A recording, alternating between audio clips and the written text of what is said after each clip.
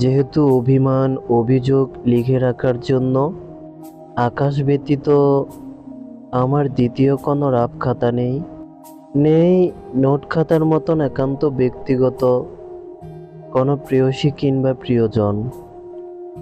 যেহেতু আমার দুঃখবোধ শোনার জন্য কেউ কান পাতেনি, এগিয়ে আসেনি দুপা, হৃদয়ের যত ব্যথা যত সুর যত কাতরতা আমি তাই আকাশের বুকে লিখে রাখি।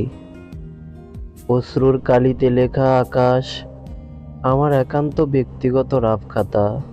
লিখে রাখা সেসব কথা শোনার জন্য প্রতি রাতে এক মহান সত্তা ছয় আসমান পেছনে ফেলে আকাশে নেমে আসেন। অথচ মানুষের পৃথিবীতে আমার দুঃখবোধ শোনার জন্য কেউ দুপা এগিয়ে আসেনি।